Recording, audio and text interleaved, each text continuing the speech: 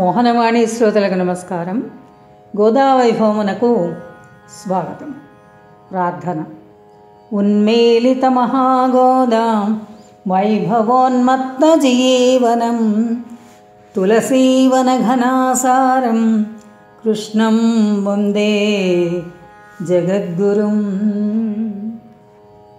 చక్కగా స్నానం చేసి అలంకరించుకున్న గోదాకుమారి కోవెల వద్దకు చేరుకుంది.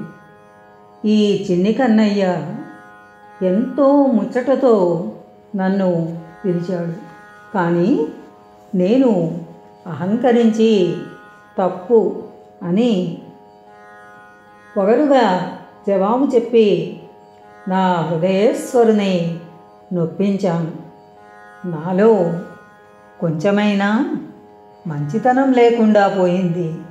ఇంక నేను సంతోషంగా లోపలికి ఎలా వెళ్తాను అని కుమిలిపోతూ గోదాకుమారి కోవెల బయట చీకటిలో నిలబడిపోయింది.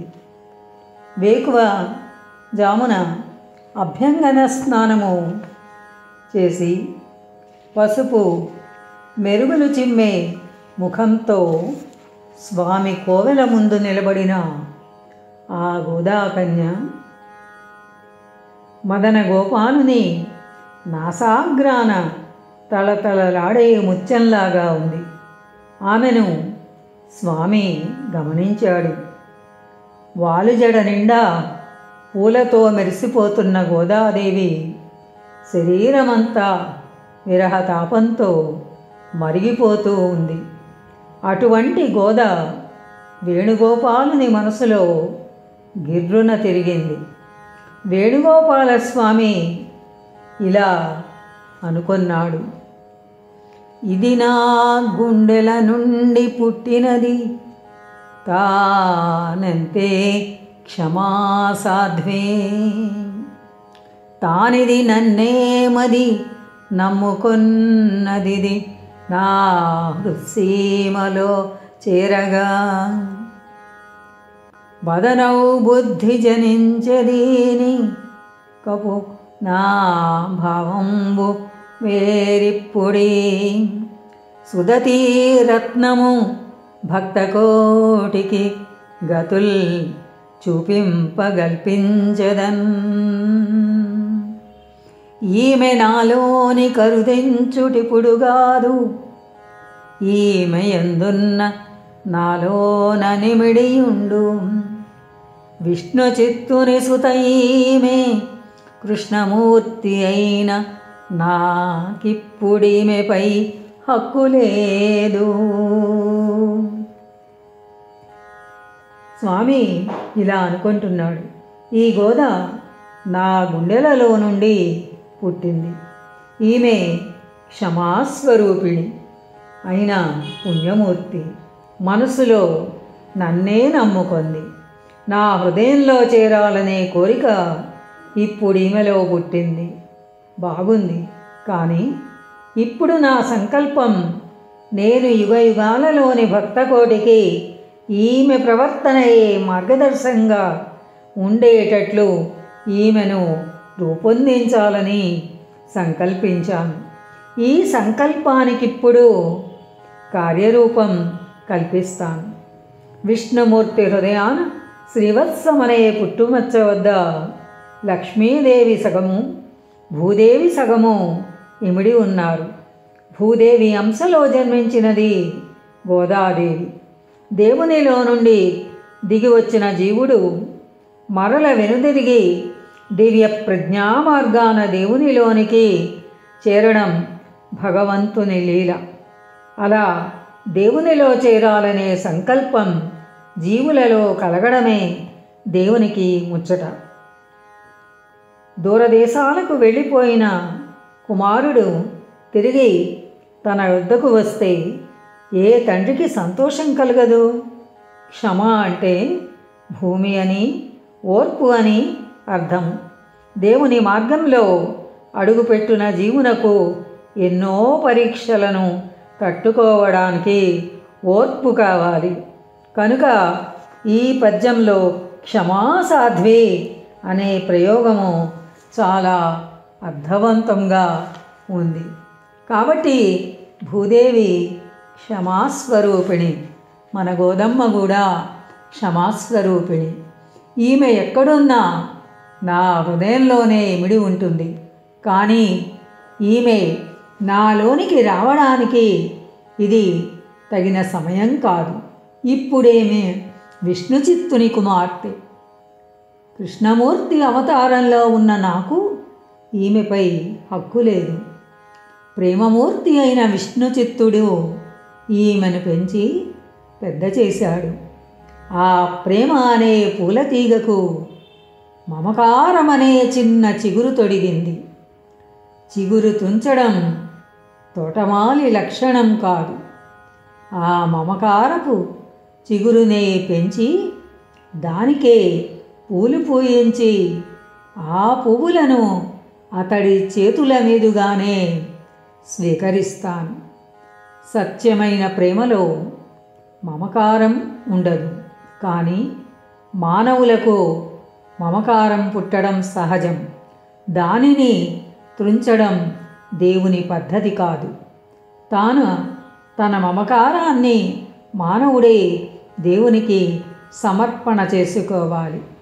దానికి అనుకూలమైన ప్రణాళిక సంకల్పించడమే దేవుని క్రీడ. వేణుగోపాలస్వామి హృదయంలో ఇటువంటి సంకల్పం కలిగి క్షణకాలంలో బయటకు వచ్చి గోదాకుమారి హృదయంలో త్రుణింతలు తొక్కింది. క్షణకాలంలో ఈమె మనసు జల్లుమంది, శరీరం పులకరించింది.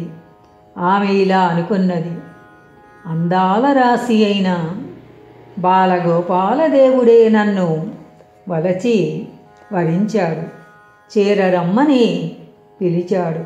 నా జన్మ ధన్యమైపోయింది. స్వామి ప్రేమ లభించడం అంటే ఎన్నో జన్మల పుణ్యఫలం కాదా?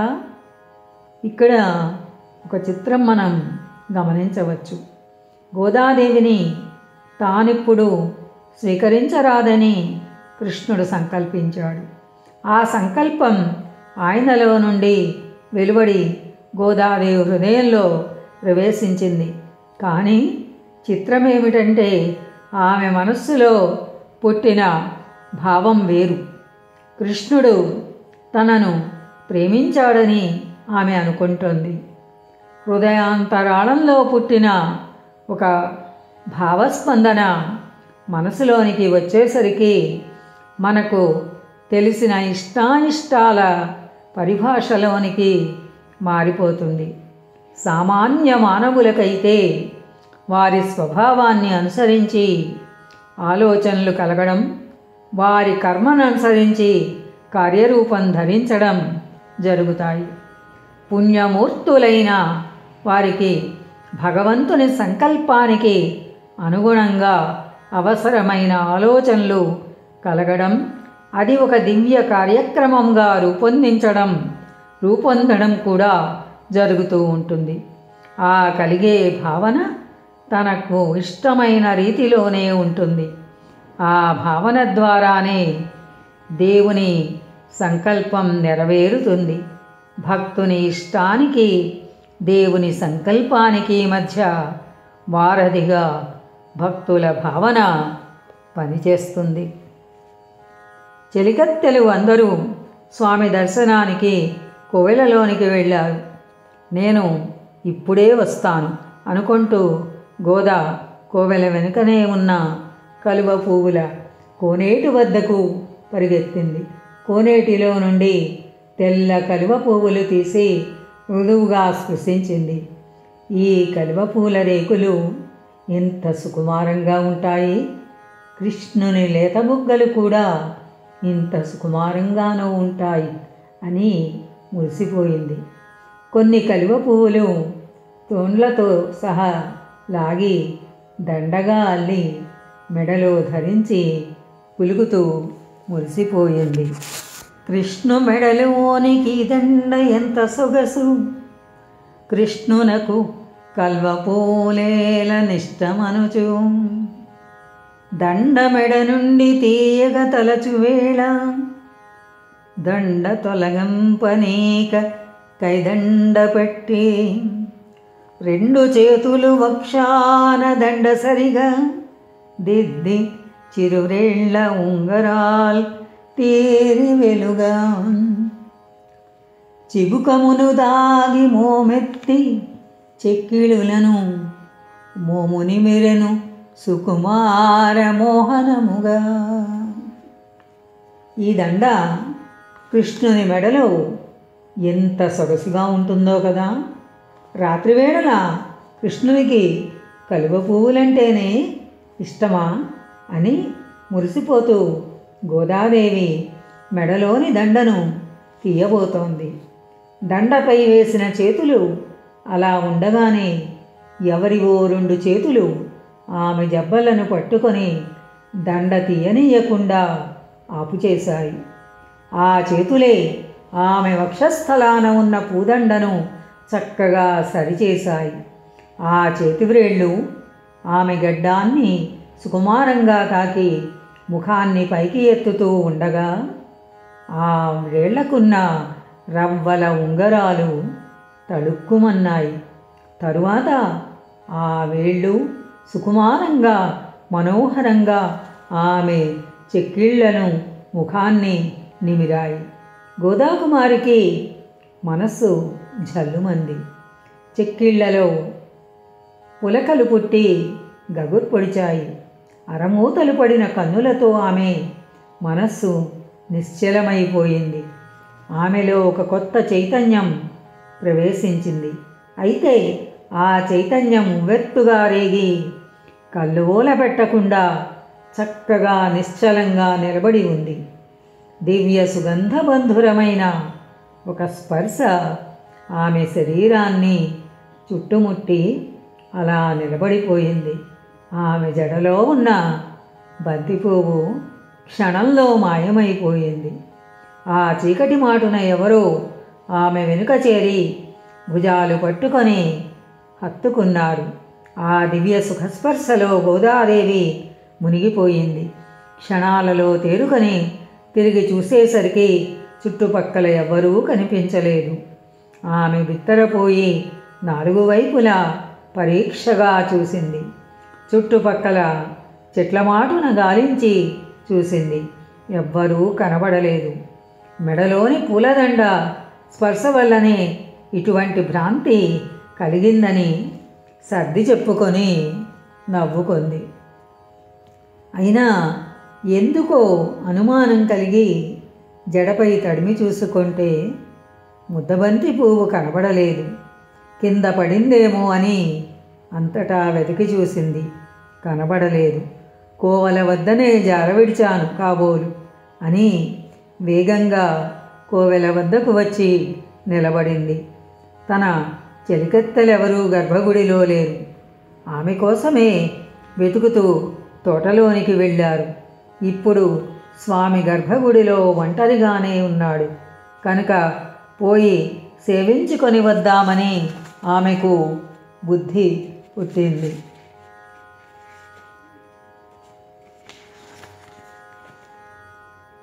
గర్భగుడిలో ప్రవేశిస్తున్న గోదలో ఇప్పుడు జంకుగొంకులు లేవు. తన స్వామి కన్నులు విప్పి తననే చూస్తూ కనిపించాడు. అతని అందాల వ్రేళ్ళు, ఆ వ్రేళ్ల మధ్య తన ముద్దబంతి పువ్వు అందాలు చిందుతూ నిలబడి ఉన్నది. ఆమె నిర్ఘాంతపోయింది. స్వామిని అడిగింది, నా స్వామి, నీవే కొలను దగ్గరకు వచ్చి నా జడలోని ముద్దబంతిని స్వీకరించి నన్ను అనుగ్రహించావా? పలకవయ్యా స్వామి, అక్కడ నాకు కలిగిన అనుభవం సత్యమా లేక నా భ్రాంతియేనా? గోద ప్రశ్నకు స్వామి నుండి సమాధానమేమీ రాలేదు. ఆయన కన్నులు నిశ్చలంగా నిలబడి ఉన్నాయి. స్వామి నిన్న పిలిచినప్పుడు నేను దరిచేరలేదు కదా. స్వామికి పూర్తిగా కోపం వచ్చినట్లుంది అని దిగాలు పడి గోద ఇంటికి చేరుకుంది. ఇంకా చీకట్లు ముసురుకునే ఉన్నాయి. ఆమె తన గదిలోని గవాక్షం వద్ద నిలబడి చూస్తూ ఉండిపోయింది. ఆలయం శిఖరం పైన స్వామి పతాకం రెపరెపలాడుతూ ఉండగా దాని చివర కట్టిన సన్న బంగారు మువ్వలు చిగురుగాలులకు కదులుతూ సవ్వడి చేస్తూ ఉన్నాయి. గోపికానాథుడైన బాలగోపాలుడు రాత్రివేళల వ్రజగోకులంలో సంచరిస్తూ ఉంటే బృందావనానికి రక్షగా గల్లు గల్లున మ్రోగిన ఆ అందెల రవళియే ఇక్కడ తనకు వినిపిస్తూ ఉన్నదని అనిపించింది గోదాదేవికి.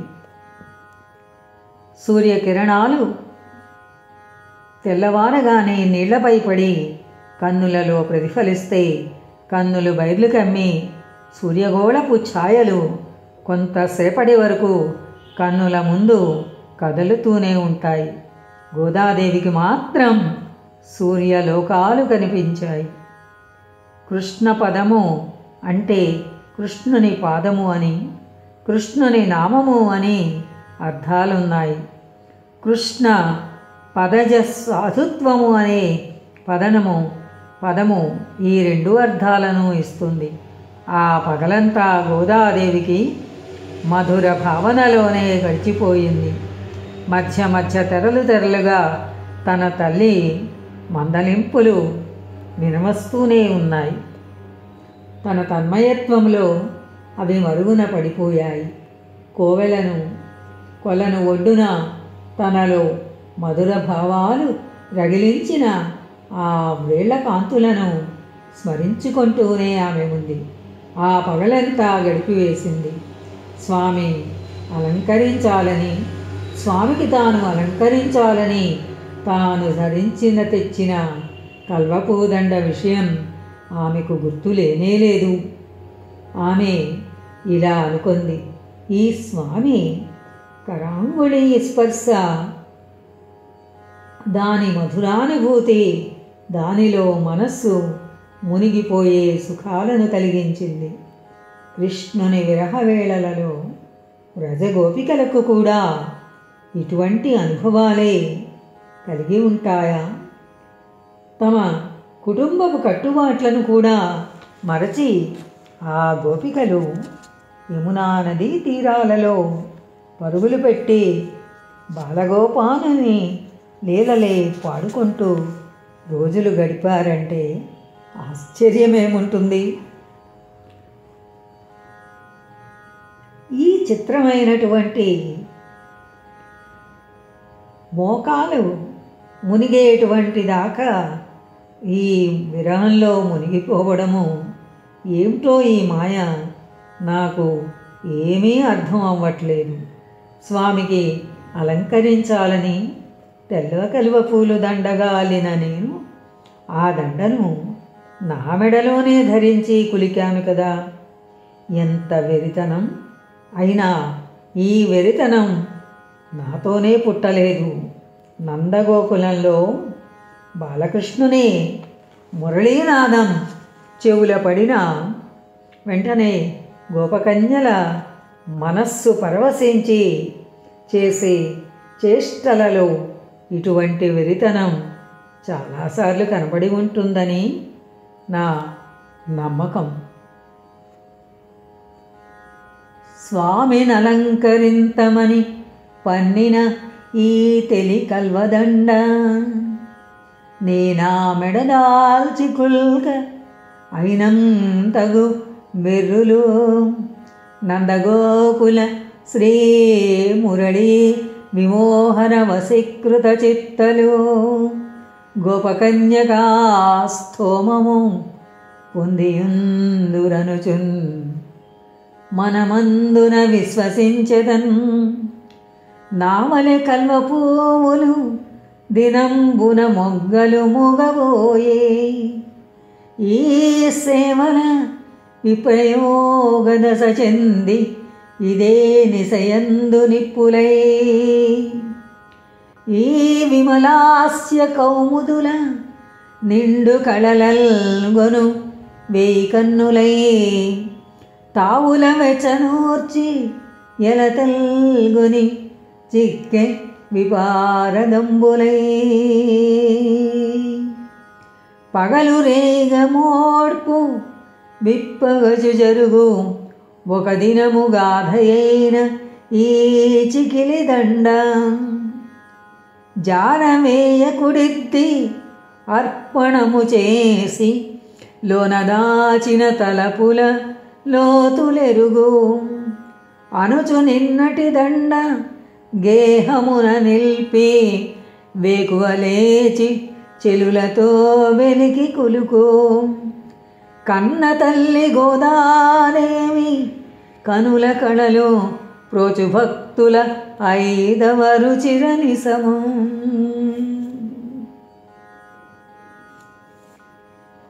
ఆ కలువపూల అవస్థ కూడా నా వలనే ఉంది. పగలు చంద్రదర్శనానికి నోచుకొని ఈ కలువ పువ్వులు వాటి మొగ్గలు ముడుచుకొని పడి ఉంటున్నాయి. రాత్రివేళల చంద్రుని స్పర్శతో విచ్చుకుంటున్నాయి. పగలు సూర్యదర్శనం ఉండాలి కదా, 1000 కళలతో వికసిస్తున్నాయి. తమ సువాసనలన్నింటికీ చంద్రునికే సమర్పించుకుంటున్నాయి.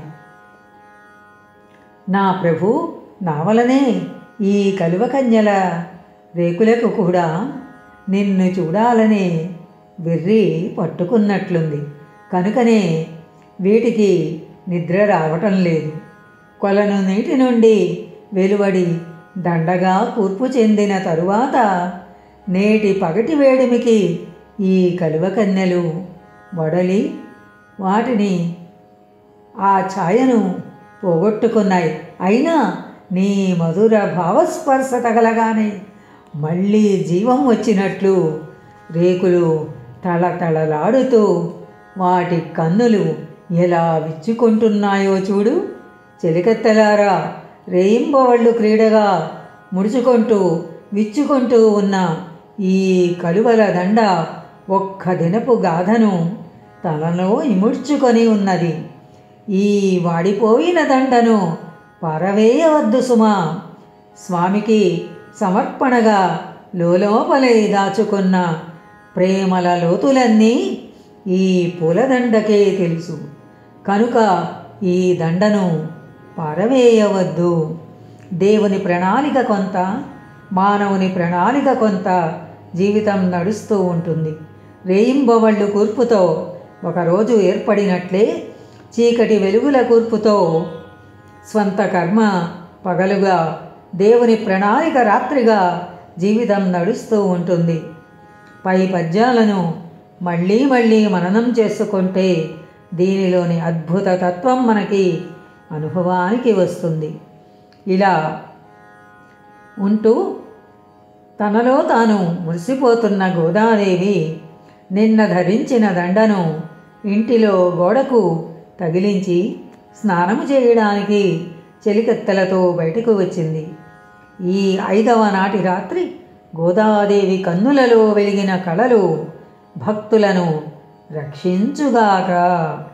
ఏ జన్మలోనైనా తాను ధరించిన వాసనలను ఆ జన్మలో వదిలివేసి తరువాత జన్మలోనికి క్రీడగా అడుగుపెట్టడం ఒక దివ్యమైన అనుభూతి.